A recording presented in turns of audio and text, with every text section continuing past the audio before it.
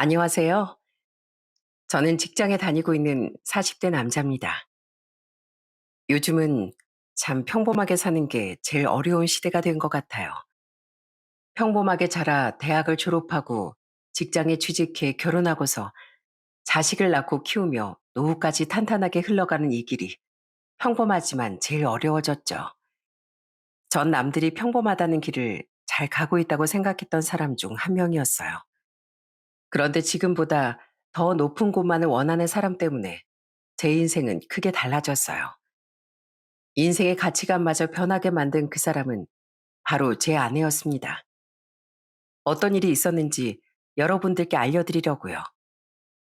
전 대전에서 칼국수집을 운영하는 부모님 밑에서 자랐습니다. 제 밑으로 3살 터울의 여동생이 있었고 부모님은 매일같이 장사를 하셨어요. 어릴 적엔 가게가 그다지 크지 않았는데 그러다 보니 돈을 많이 벌기 위해서 정말 새벽부터 늦은 저녁까지 부모님은 내내 식당 일에 매달리시곤 했습니다. 어릴 땐 그게 참 서운하고 서러울 때도 많았죠. 늘 소풍이나 현장학습을 갈 때면 엄만 동네 김밥집에서 김밥 한 줄만 덜렁 싸주실 때도 있었어요. 아이 또 엄마 또 김밥집에서 산 거야? 그냥 엄마가 밥에서 싸주면 안 돼? 다른 애들은 죄다 도시락에 김밥 싸오는데 왜 맨날 난 은박지에 김밥만 싸가냐고. 승태가 엄마 바빠. 바로 식당에 가봐야 돼. 이번만 좀 그냥 가지고 가면 안 되겠니? 엄마도 밖에서 바쁘고 정신 없으니까 그러지. 다음엔 꼭 싸줄게, 꼭. 맨날 다음에 언제 싸줄 건데? 그땐 저도 어린 마음에 엄마에게 투덜대며 화를 냈지만 사실 지금 생각해보면 엄마가 얼마나 마음이 아프셨을까 싶은 생각도 듭니다. 엄마 입장에선 사는 게 바쁘고 힘들다 보니 일일이 다 챙겨줄 수 없으셨던 거겠죠. 그러다 하루는 아버지가 시장에 오토바이를 타고 다녀오시다가 접촉사고가 나서 다치신 적이 있었어요. 그래서 아버지가 한동안 일을 하지 못하셨고, 제가 그때 엄마를 도와 칼국수집 일을 했던 적이 있었어요. 원래도 쉬는 날에 잠깐 일을 도와드렸기 때문에 별로 어렵지 않을 거라고 그땐 그렇게 생각했습니다. 그런데 막상 아버지처럼 오랫동안 일을 하다 보니 정말 장사라는 게 쉽지 않다는 걸 알겠더라고요. 저녁 시간 땐 정말 눈코 뜰 새 없이 바쁘지. 장사가 끝나고 나선 청소도 해야 되지. 한 번 제대로 앉아서 쉬지도 못했습니다. 그마저도 전 학교에 다녀오고 난 후에 일을 했던 거였는데 아침 새벽부터 일을 하는 부모님은 얼마나 힘드셨을까 하는 생각이 딱 들더라고요. 솔직히 그전엔 주말에 도와달라고 부모님이 부탁을 해도 못 들은 척 안 갔던 적도 많았습니다. 그런데 한번 그렇게 겪고 나니 부모님을 도와드리지 않을 수가 없더라고요. 그러자 제가 꼬박꼬박 쉬는 날에 가게로 가니까 부모님이 엄청 깜짝 놀라시기도 했습니다. 이야, 승택이 오늘도 왔어? 웬일로 요즘 주말에도 빠지지 않고 가게로 와? 뭐 용돈이라도 필요해? 아니에요, 아버지. 그냥 도와드리려고 온 거예요. 아예 아버지한테 솔직하게 말해도 돼. 뭐 얼마나 필요한데? 네 엄마 몰래 이 아버지가 용돈 좀 챙겨주랴? 아니라니까요. 아버지 여기 치우면 되죠? 제가 여기 치울 테니까 좀 앉아 계세요. 어린 저도 이 힘든 일을 엄마 아버지 두 분이서 내내 하고 있었다는 걸 느끼고 나서부턴 정말 저도 정신 차리고 부모님 일도 도와드리고 공부도 참 열심히 했습니다. 진짜 부모님이 사랑으로 그렇게 일을 하셨기 때문에 제가 학원에 다닐 수 있었던 거라고 생각을 하니 열심히 안 할 수가 없더라고요. 그렇게 정말 고등학교 땐 시간을 허투루 쓰지 않고 열심히 공부를 했고 그 덕에 전 좋은 대학에 진학할 수 있었답니다. 전 이 모든 게 부모님 덕분이라고 생각했어요. 그렇게 좋은 대학을 나와 전 중견기업에 취직을 할 수 있었고요. 취직 소식을 전했을 때 누구보다 기뻐하셨던 분도 바로 저희 부모님이셨죠. 승태가 합격했다면서? 장하다, 장해, 우리 아들. 역시 우리 아들 합격할 줄 알았어. 이제 마음 푹 놓고 지내라. 그래, 그동안 얼마나 마음고생 많았니. 엄마 고마워요. 다 엄마 덕분이에요. 아버지가 엄마 매일같이 물 떠놓고 기도한다고 얘기해 주셨는데 엄마도 앞으로 푹 주무세요. 제 걱정하시지 말고요. 으이구, 네 아버지 왜 쓸데없이 애 걱정하게 그런 소리를 해가지고선.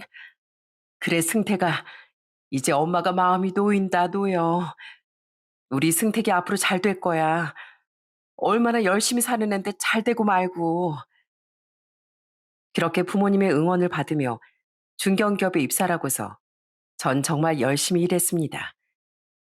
제가 열심히 일하면 부모님께서 좀 더 편하게 사실 수 있을 거라 생각했거든요. 그렇게 일을 시작하고서 한 5년쯤 지났을 때 저희 집에도 정말 뜻밖의 소식이 들려왔습니다. 바로 가게를 확장 이전한다는 소식이었어요. 사실 그전까진 소소하게 작은 규모로 칼국수집을 운영하셨는데 어느 순간 맛집으로 소문이 나면서 찾아오는 손님들이 꽤 많아졌어요. 그래서 좀 넓은 곳으로 확장 이전을 한다며 부모님은 말을 하셨죠. 전 그런 부모님의 열정에 조금이라도 보탬이 되어드리고 싶었어요. 그래서 그동안 모아둔 돈으로 새로 싹 가게 인테리어를 해드렸어요. 그걸 보고선 엄마 아버지가 얼마나 좋아하셨는지 모릅니다. 새로 오픈을 하고서 저도 그날은 도와드리러 갔었는데 너무나 민망하게도 엄마 아버지께서 자꾸 오는 손님들한테 자랑을 하시는 거였어요. 다른 게 아니고 아들이 인테리어를 해줬다는 그걸 자랑하셨답니다. 어머, 사장님, 가게도 옮기시고 전보다 엄청 좋아졌네요. 그죠? 이거 다 우리 아들이 해줬어요. 이게 한두 푼도 아닌데 아들이 직접 돈 모은 걸로 싹 다 해줘가지고 우리 돈은 한 푼도 안 들었어요. 어머나 세상에. 사장님 엄청 효자 아들 두셨구나. 그러게요. 아들이 이렇게 마음이 깊고 효심이 가득한지 저희도 이번에 알았네요. 그러면서 엄청 뿌듯해 하시는 엄마 아버지를 보면서 민망하면서도 참 기뻤습니다. 가게가 잘 돼 이전했다는 것보다 아들이 이렇게 뭔가 해줬다는 거에 더 기뻐하는 모습을 보며 전 더 좋은 아들이 되어야겠다는 생각을 그때 참 많이 했던 것 같아요. 그 뒤로도 전 정말 열심히 일을 해 회사에서도 점점 인정을 받게 되었고 연봉도 차근차근 높일 수 있었습니다. 물론 운도 뒤따라줬겠지만 전 정말 많이 노력을 했어요. 제 노력이 빛을 본 건지 또래보다는 많은 연봉도 받을 수 있었죠. 그렇지만 사회적으론 어느 정도 탄탄한 기반을 잡고 있었음에도 결혼은 참 쉽지 않더라고요. 일에 몰두하다 보니 좋은 사람을 만날 기회가 생각보다 적었고요. 그래서 40대 초반까진 결혼 문턱도 가보지 못했고 연애도 많이 할 수 없었죠. 그러다 회사에서 사회 환원 사업으로 하는 봉사활동으로 유기견 센터로 간 적이 있었습니다. 그곳에서 한 여자를 만나게 되었어요. 개인적으로 봉사를 왔던 사람이었는데 유기견들을 너무 애정어린 눈빛으로 돌보는 모습이 참 인상 깊었습니다. 사실 동물 좋아하는 사람치고 나쁜 사람 없다는 말도 있잖아요. 그러다 보니 이 사람에 대한 이미지가 참 좋게 남아 있었어요. 그러다 그날을 계기로 전 봉사를 갔던 유기견 센터에 종종 혼자 봉사를 가게 되었고, 그러면서 그 여자를 자주 마주하게 되었죠. 그리고 그 여자와 점점 친해지게 되었고요. 그런데 그 여자분이 진짜 외모도 예뻤고 키도 크고 늘씬했는데 하는 행동은 정말 털털하고 소탈하더라고요.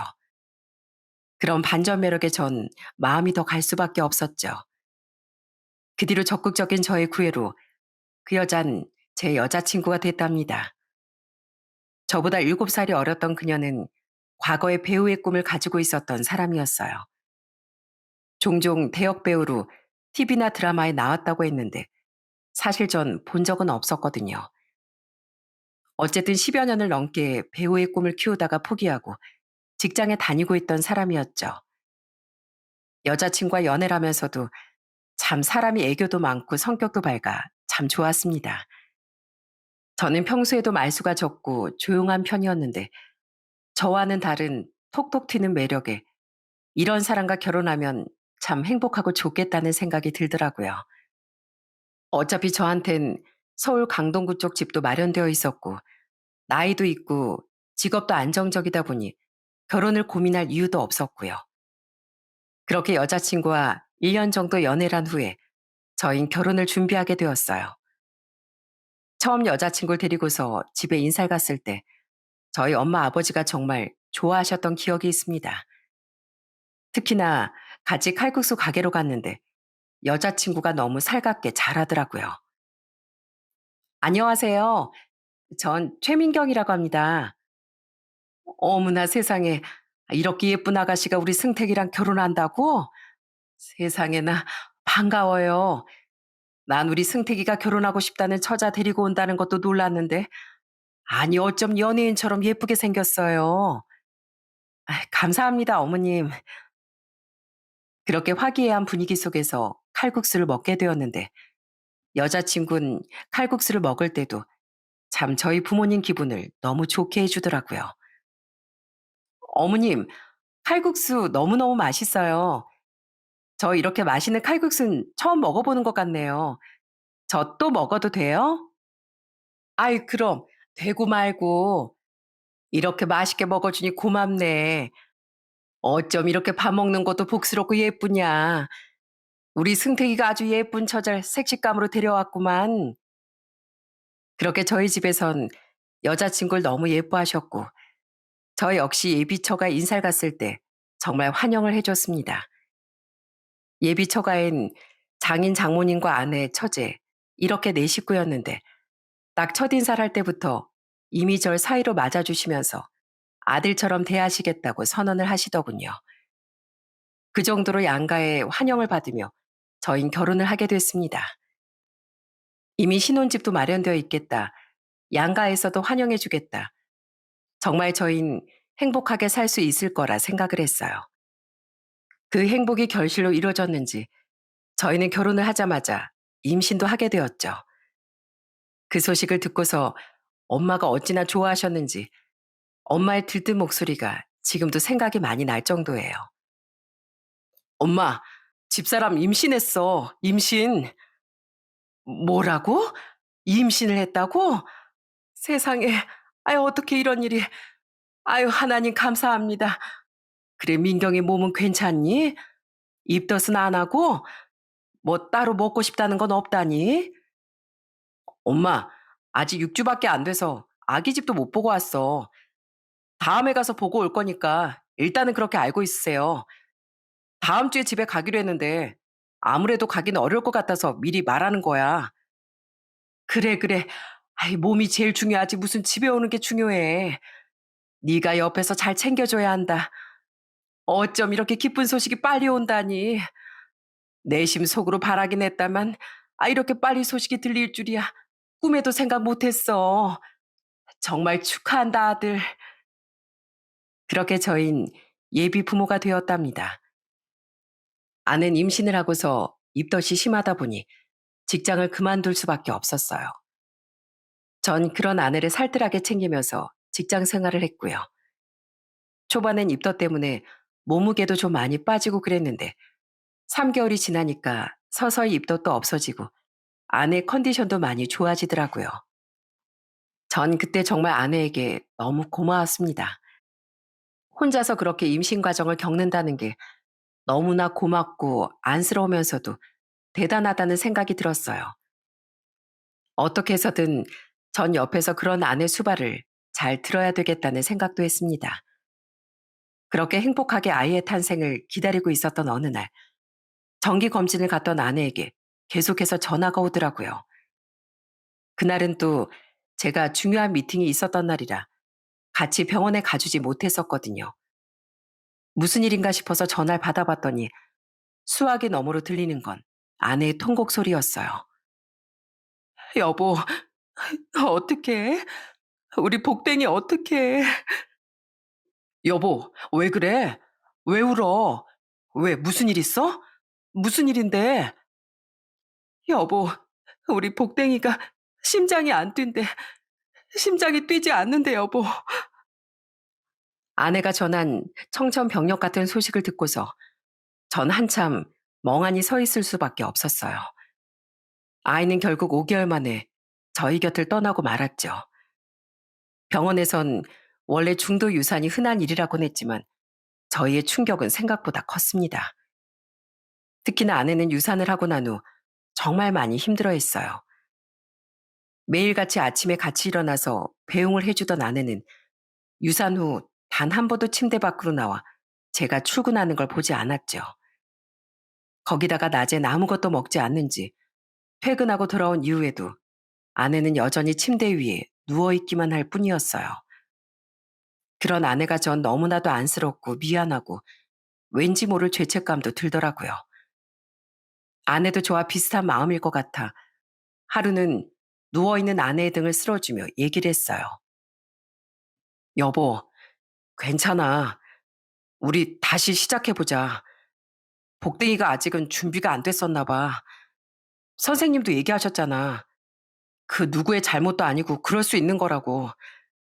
물론 마음은 힘들겠지만 우리 조금만 힘내보자. 당신 이러다가 건강 나빠져. 어? 여보, 난 아직도 우렁차게 뛰던 우리 아이 심장 소리가 생생해. 근데 어떻게 그럴 수가 있어. 어떻게 그냥 쉽게 잊을 수가 있냐고. 여보, 쉽게 잊는다는 게 아니라, 그래, 여보, 미안해. 내가 잘못했어. 그렇게 몇 개월을 아내는 너무나 힘들어하고 슬퍼했어요. 전 옆에서 어떻게 해야 할지 정말 난감했습니다. 저 역시 마음이 너무너무 힘들었지만 직접 아이를 품었던 아내만큼은 아니라고 생각하며 꾹 참았습니다. 그렇게 유산을 하고서 힘들어하는 시기에 명절도 찾아왔었는데 저희 집에서 먼저 저에게 연락을 주셨어요. 승태가 이번에 명절 땐 집에 내려오지 말고 니처랑 같이 좀 시간도 보내고 그러려무나. 아직 많이 힘들어하지? 네, 그래도 한번 가야 하는데 죄송해요 어머니. 요즘 저도 통 내려가 보지도 못하고. 아유 아니야. 큰일 겪었는데 당연히 마음 추슬러야지. 니들이 얼마나 마음이 아프겠니. 너도 힘들겠지만 아무래도 며느리가 좀 더 마음이 힘들 거다. 옆에서 같이 이겨내려고 노력하다 보면 금방 또 나아질 테니까 너무 걱정하지 말고. 알았지? 우린 나중에 보면 되니까 내려오지 말고 푹 쉬고. 전 엄마의 전화를 받고서 정말 눈물이 쏟아졌어요. 저에게 아무렇지 않게 얘기를 하시지만 저희 엄마 아버지의 마음도 얼마나 슬프셨겠어요. 아내에게 이 소식을 전하니 아내는 알겠다고 하면서도 처가댁엔 가고 싶다고 얘기를 꺼내더군요. 나 우리 집엔 다녀오고 싶은데 그래도 돼? 처가댁에? 당신 괜찮겠어? 힘들면 그냥 내가 장모님 장인어른께 전화드릴게. 아니야. 나 엄마 밥도 먹고 싶고 엄마 밥 먹으면 좀 기운 차릴 수 있을 것 같아서 그래. 시댁에 안 내려가니까 사실 얘기하기 좀 그랬는데 나 가도 되는 거지? 아, 그래. 당신 하고 싶은 대로 해. 그렇게 명절엔 저희 집엔 가보지 못했지만 처가댁에서 명절을 보내게 되었어요. 다행히 처갓집에 가자 아내는 정말 전처럼 잘 웃고 밥도 잘 먹고 잠도 잘 자더라고요. 그 모습을 보면서 다행이라는 생각이 들었습니다. 그런데 그때를 기점으로 아내가 조금씩 달라지기 시작했어요. 아내는 유산 후 기분이 좋지 않을 때면 늘 쇼핑을 했습니다. 쇼핑을 할 때도 식구들이 편해서 그런지 늘 장모님이나 아니면 처제를 데리고서 쇼핑을 가더라고요. 처음엔 아내가 워낙 기분이 왔다 갔다 했던 시기라 어떻게든 그런 아내의 기운을 북돋아주고 싶어 별말을 하진 않았어요. 늘 쇼핑을 다녀오면 제가 퇴근했을 때 저한테 어떤 걸 샀는지 보여주곤 했는데 그때 아내의 표정이 참 밝았거든요. 여보, 이거 봐봐. 예쁘지? 나 오늘 쇼핑하면서 엄청 득템한 것 같아. 이거 원래 진짜 비싼 건데 오늘 가니까 세일을 엄청 하는 거 있지? 엄마가 보더니 진짜 잘 어울린다고 하더라고. 그래? 아, 당신 재밌었나 보네. 근데 저번에 원피스 많이 샀다고 이젠 안 산다고 그랬던 거 아니야? 에이, 봐봐. 내가 샀던 거랑 디자인이 다르잖아. 아무튼 원피스는 이걸로 끝. 진짜 다음엔 안 살 거야. 아, 그리고 오늘 엄마가 하루 종일 고생해서 나 쫓아다녀서 엄마 옷도 한 벌 사드렸는데 괜찮지? 그건 얼마 안 해. 문제는 이게 끝이 아니었다는 거였어요. 그 후로도 아내는 계속해서 쇼핑에만 몰두를 했죠.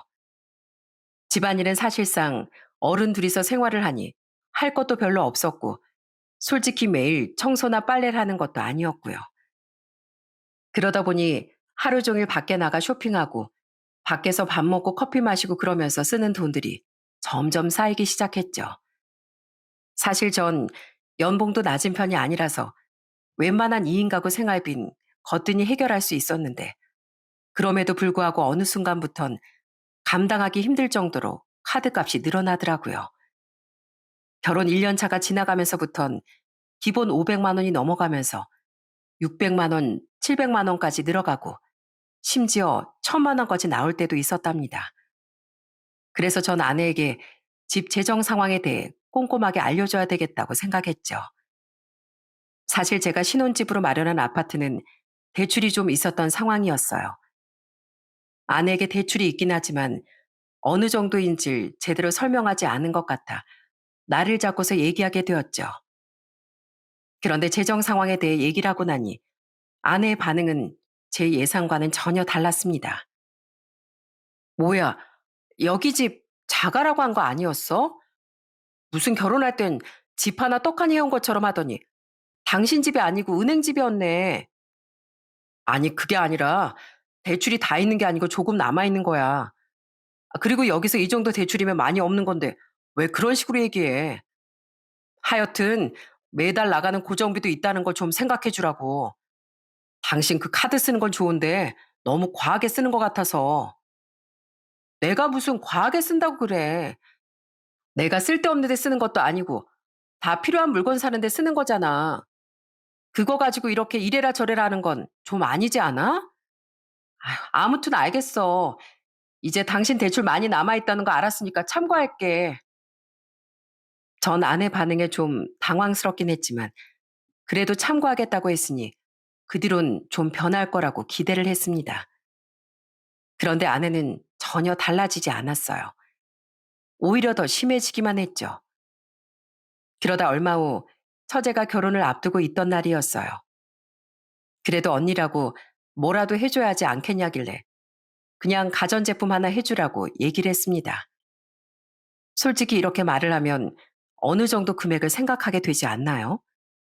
그런데 아내는 진짜 무슨 한도도 생각 안 하는지 그날 엄청나게 카드를 긁더라고요. 회사에서 일을 하고 있는데 계속 문자가 뜨는 거였습니다. 냉장고 몇 백, TV 몇 백, 세탁기 몇 백, 이러면서 계속 결제가 되는데 나중에 카드 대금이 대체 얼마냐고 물어보니까 총 1,900만 원이 나온 거였어요. 와, 그걸 보고서 화가 안 날 사람이 어디 있겠습니까? 전 바로 회사에 반차를 내고 그 매장으로 달려가 다 취소를 해버리고 말았어요.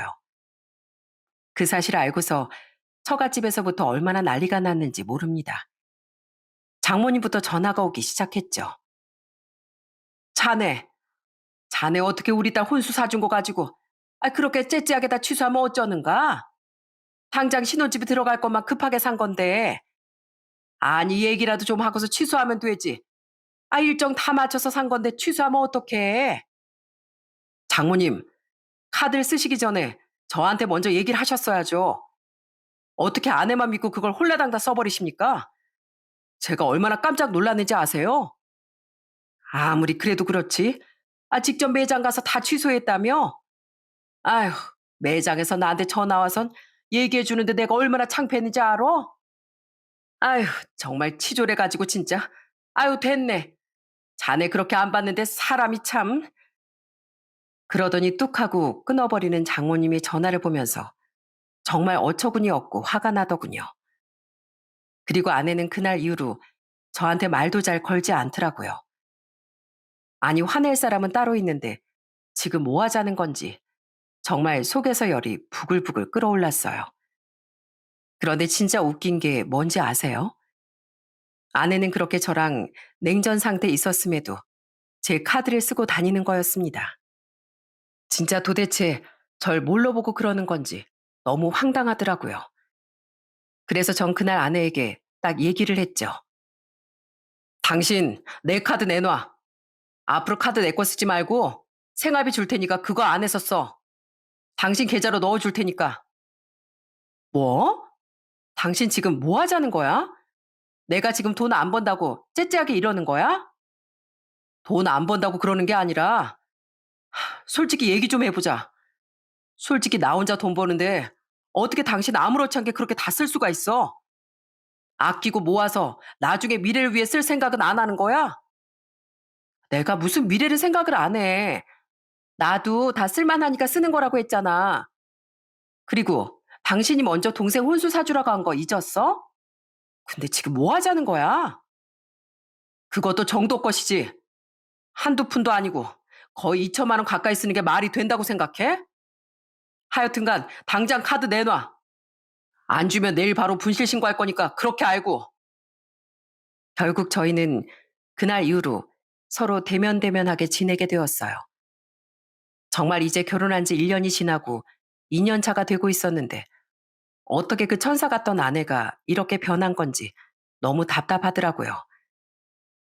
아무리 유산 후 충격이 컸다지만 이 정도까지 변할 수가 있는 건지 싶었습니다. 그래서 그 뒤로 생활비를 줄여서 주니 나름 아는 열심히 그 안에서 생활비를 쓰고 살림도 하고 잘 지내더군요. 전 아내가 이제야 좀 정신 차리고 전처럼 돌아가는구나 생각했어요. 거기다 저랑은 말은 안 하면서도 아내는 중간중간 저희 집에도 연락하고 지내더라고요. 그 모습을 보면서 약간 제 화가 좀 누그러지기도 했고요. 그러면서 처제 결혼할 때 따로 두둑하게 추기도 하고 소소하게 가전제품도 사서 보내줬어요. 그랬더니 또 아내도 마음이 풀렸는지 점점 다시 예전처럼 잘 지내게 되었죠. 그렇게 한 5개월쯤 지났을 무렵 저에게 신변에 큰 변화가 생기고 말았습니다. 제가 40대 중반이 되면서 부장으로 승진까지 했는데 갑자기 그때쯤 회사가 휘청거리기 시작한 거였습니다. 구조조정 바람이 불었고 임원들부터 사원들까지 정말 많이 권고사직을 당했어요. 아내도 주변에서 이런저런 얘기를 들었는지 어느 날은 저한테 먼저 묻더군요. 여보, 당신네 회사 요즘 구조조정한다며? 당신 부장 올라간 지 얼마나 됐다고? 당신 아직 아니지? 괜찮은 거지? 모르지 뭐. 워낙 상황이 심각해서 어떻게 될지 모르겠어. 임원들 중에서도 잘리는 사람 있다는데 뭐 부장이라고 다르겠어? 뭐? 설마 당신 이제야 승진했는데 그런 사람을 자를 리가 아니지? 아닌 거겠지? 당신 진짜 회사 잘리기만 해봐. 어떻게든 버텨야 돼. 알았지? 걱정을 하며 말하는 아내를 보면서 사실 이게 절 위한 걱정인지 아니면 본인을 위한 걱정인지 좀 헷갈렸어요. 그래서 뭔가 아내의 마음을 좀 알아야 되겠다는 생각이 들었습니다. 그러다 얼마 뒤 전 아내에게 충격적인 소식을 전하게 되었어요. 바로 제가 구조조정으로 회사를 그만두게 되었다는 소식이었죠. 그런데 그 소식을 듣고서 아내의 얼굴은 아주 새하얘졌습니다. 뭐? 진짜야? 진짜로 당신 구조조정 당했다고? 정말? 그래. 회사가 어려운데 어쩔 수 없겠지. 당신은 걱정하지 마. 내가 어떻게든 먹여 살릴 테니까. 그런데 제가 아무리 옆에서 걱정 말라고 얘기를 해도 아낸 그 뒤로 아무런 말을 저한테 하지 않았습니다. 솔직히 구조조정을 당한 건 전데 절 좀 위로해야 하지 않나요? 애가 있는 것도 아니고 어른 둘이서 생활할 거면 사실 어렵지 않을 거라 생각했거든요. 그런데 아내는 엄청나게 충격을 받은 것처럼 하루 종일 말도 안 하고 밥도 제대로 먹지 않더라고요. 그리고 그 다음날 정말 전 오랜만에 늦잠을 자고 있었어요.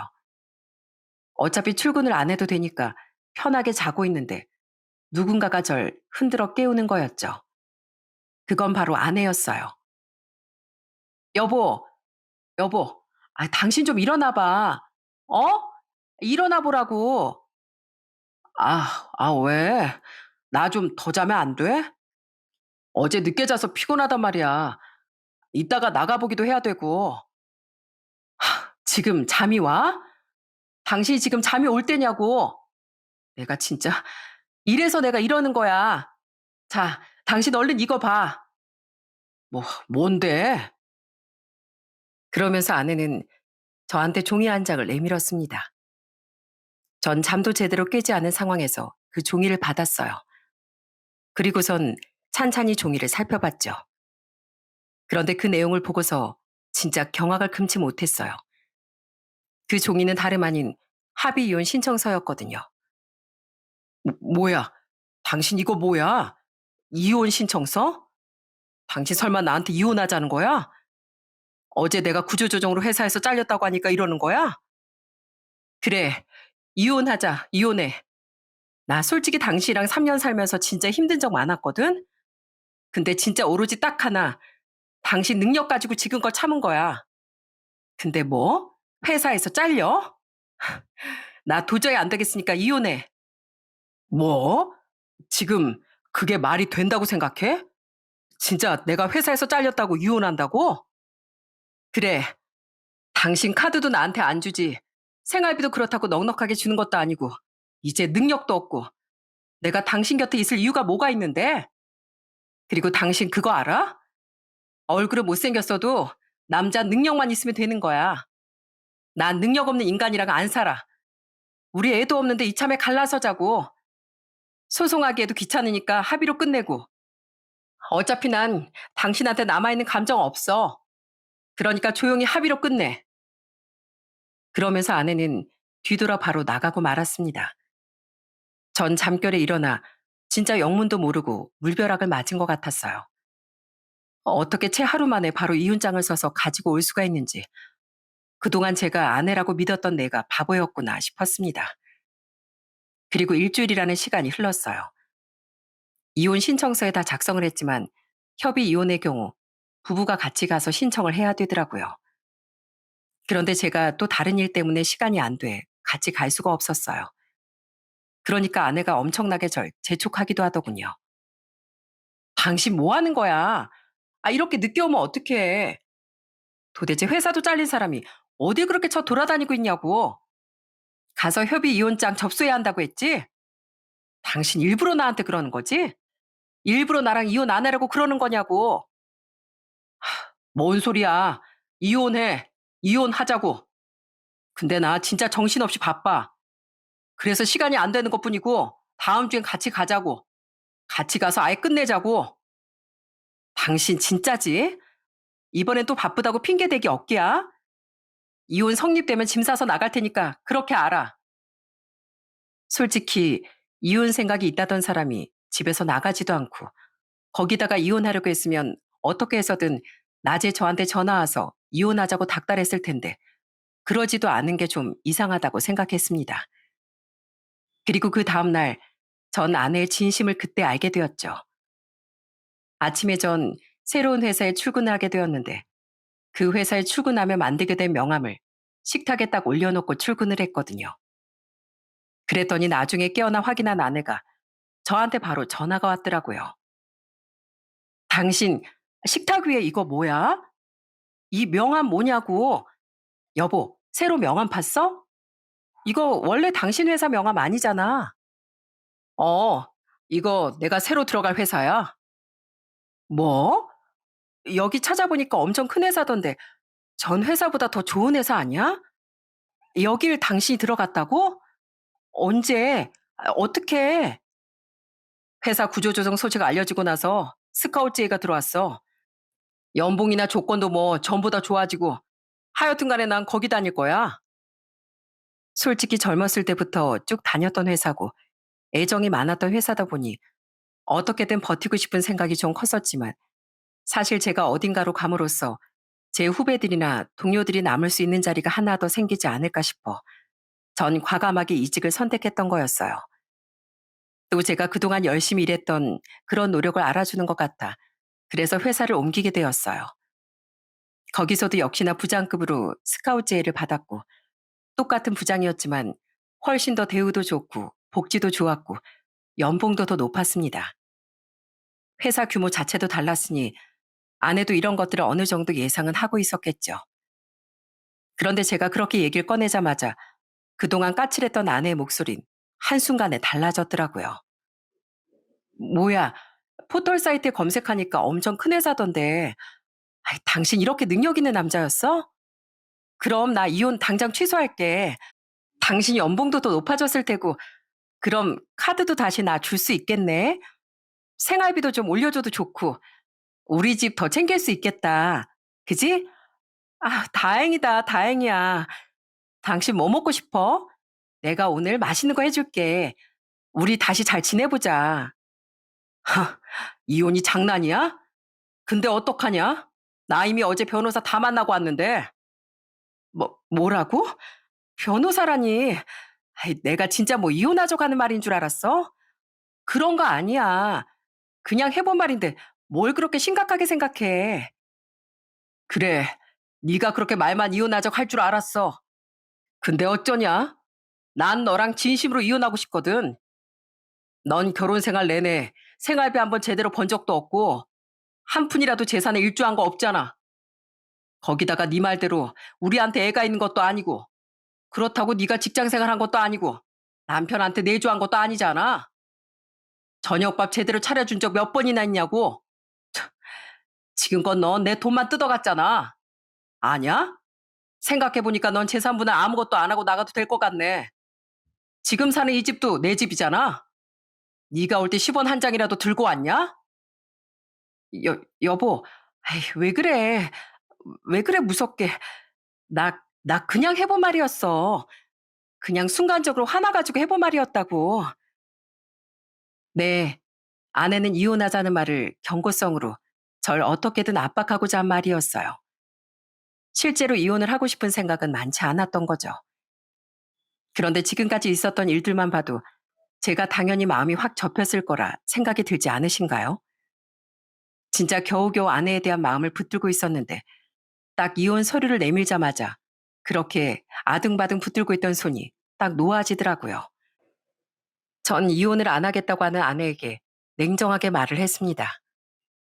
이혼하기 싫다고? 그래도 어쩌겠어. 당신 싫으면 소송이라도 해야지 뭐. 당신 지금껏 사치하고 생활비 펑펑 쓰고 그런 거 다 유책 사유로 소송도 된대. 당신이 그렇게 버티고 있으면 어떻게든 내가 소송해서 이혼할 거거든. 그러니까 그렇게 알고 당장 짐 싸서 나가. 퇴근하고서 당신 얼굴 보면 진짜 내 기분 더러울 것 같으니까. 나 두 번은 얘기 안 한다. 알았지? 그리고선 전 전화를 끊어버렸습니다. 솔직히 속이 후련하더라고요. 그동안 아내 기분 맞춰주느라 눈치도 많이 봤었는데 이젠 전혀 그럴 필요도 없다고 생각하니 진짜 속 시원하더라고요. 아내에게서 계속 연락이 왔지만 전 다 차단해버렸습니다. 그리고 퇴근을 하고서 집에 딱 들어갔는데 문을 열자마자 보인 기가 막힌 광경에 헛웃음이 절로 나오더라고요. 저희 집에 장인 장모 처제까지 다 와 있었어요. 거기다가 거실엔 떡하니 밥상까지 차려놓고 절 기다리고 있더라고요. 제가 딱 들어가니까 장인과 장모 처제까지 합세해 저한테 알랑방귀를 끼는데 참 어처구니가 없더군요. 아이고, 오서방 왔나? 일하느라 피곤했지. 얼른 앉게나. 자네가 좋아하는 음식 자네 장모가 오늘 열심히 차렸네. 안 그래도 힘들 것 같아서 다음에 올까 하다가 마침 또 좋은 술이 들어와서 내가 자네랑 한잔하려고 가지고 왔네. 자네가 또 술 맛은 기가 막히게 알지 않는가? 맞아, 맞아. 우리 오서방이 그런 거 또 잘 알지. 오서방, 피곤하지? 얼른 밥 먹어. 내가 자네 좋아하는 거 얼마나 많이 해왔는지 몰라. 우리 민경이가 자네 기분을 나쁘게 했다며? 내가 아주 홍군형을 냈어. 그러니 자네 기분 풀고 이거 먹고 화해하면 안 될까? 형부, 저희 언니 한 번만 용서해 주세요. 언니가 아직 철이 없어서 그래요. 아참, 형부 이직하셨다면서요? 거기 엄청 큰 회사던데 축하해요. 제가 형부 이직 기념으로 축하 파티 하려고 케이크까지 사왔는데 밥 먹고 같이 먹어요. 그래, 그래. 우리 축하 파티도 해야지. 우리 오서방 이렇게 일이 잘 풀렸는데 당연히 파티해야지. 얼른 앉게나 앉아. 그렇게 아무렇지 않게 행동하는 처가댁 식구들을 보면서 정말 가지가지 한다는 게 이런 거구나 하는 생각이 들더군요. 그리고 그 사람들에게 전 웃으며 얘기를 했어요. 아, 참. 사람 이래서 잘 되고 봐야 한다더니만 다 모여있으니까 차라리 잘 됐네요. 좋습니다. 이참에 할 얘기 끝내죠. 할 얘기라니, 오서방. 우리 민경이가 감정이 격해져서 이혼하자고 했다면서. 그거 다 진심 아니야. 민경이가 자기 감정을 잘 조절하지 못해서 그런 거야. 내가 애미로서 사과할게. 그러니까 자네 조금만 더 생각해보게. 생각이요? 어떡하죠? 이미 버스 떠났는데요. 제가 뭐 거지들 먹여 살리는 자선사과도 아니고 언제까지 제가 돈 대주고 그럴 순 없지 않습니까? 뭐, 뭐 거지들? 거지라니. 우리더러 지금 거지라고 하는 거야? 네. 그럼 누구한테 거지라고 하겠어요? 그러자 제 말에 장인, 장모, 처제 모두 얼굴이 울그락불그락 변하며 화를 참지 못하더군요. 그동안 그렇게 돈줄로 볼 땐 언제고 제가 사실대로 말하니 화를 내는 게 정말 웃겼어요. 그런 세 사람에게 전 당당하게 얘기를 했습니다. 다들 좀 정신 차려서 사세요. 한 명은 연기한다면서 제대로 연습하는 것도 아니고 그렇다고 뭐 하나 해보려는 생각도 없고 또 그 동생이란 사람은 결혼해서 시댁에서도 남편한테서도 인정 못 받아 이혼한 애 만회하고 앉아있고 거기다가 엄마라는 사람은 뒤에서 딸들 조종해서 사이들 등골 빼먹으려고 하고 거기다 아빠라는 사람은 이런 아내 딸들 보면서도 한 번 제대로 말도 하지도 않고 이런 집안이 거지들이 아니면 뭡니까? 뭐? 자네 지금 말 다 했는가? 어떻게 우리한테 그런 말을 해? 아무리 그래도 그런 말 함부로 하는 거 아니지. 그럼 이런 소리 들으셨으니 이혼하라고 하셔야죠. 아니, 그건 또 그런 건 아니지만서도 자네가 화나서 그렇게 말하는 건 이해한다만, 우리가 또 그진 아니니까. 그렇다고 이혼하라고 못 하시네요. 아마 제 돈으로 앞으로 쭉 생활해야 하니까 그러시는 거 아니세요? 절 돈줄로 봤는데 제가 이렇게 도망가려고 하니까 저 잡아두려고 오신 거 아니냐고요. 근데 저 앞으로는 절대 안 당합니다. 아니, 못 당합니다. 더 이상 제가 드릴 말은 없을 것 같으니까 이만 나가주시죠. 여기 제 집인 거 아시죠? 오늘은 생각지도 못하게 오셨지만 다음번에 또 이렇게 몰래 찾아오시면 그땐 경찰을 보시게 될 겁니다. 그러니 좋은 말로 하실 때 나가시죠. 그러자 가만히 있던 아내가 나서서 저에게 빌고 또 빌었어요. 여보, 여보 왜 그래? 엄마랑 아빠랑 동생이 다 와서 당신한테 이렇게까지 하는데 왜 그러냐고. 어? 내가 잘못했어. 내가 진짜 잘못했어. 다신 나 이혼하자는 소리 함부로 안 꺼낼게. 제발. 어? 나 좀 용서해줘. 용서? 야, 네가 지금껏 한 짓을 생각해봐. 그래놓고 무슨 용서야? 네가 여태껏 한 짓이 너랑 나 사이 건너지 못할 강을 만들어 놓은 건데 용서라니 말 같지도 않게. 됐고, 네 식구들 싹 다 데리고 꺼져. 안 그러면 너 지금까지 했던 모든 거 다 유책사로 넣어서 위자료 두둑하게 챙길 거니까 썩 꺼지라고. 여보, 나 두 번은 말 안 한다고 했다. 당장 나가. 결국 아내는 자기 식구들을 데리고서 집 밖으로 나가게 되었습니다. 그제서야 왕왕거리던 제 머릿속도 조용해졌어요. 사람이 정말 화가 머리끝까지 나면 이렇게까지도 말할 수 있는 거구나 싶을 정도로 그날은 참 저에게도 잊지 못할 날이 되었습니다. 그 뒤로 전 이혼 소송을 하게 되었고 사실 재산 분할이라고 할 것까지도 없었어요. 애초에 집은 결혼 전에 형성된 제 재산이었고 그렇다고 이후에 형성된 재산에 아내가 크게 기여한 바도 없었기 때문에 아내 손에 쥐어진 재산은 그다지 크지 않았죠.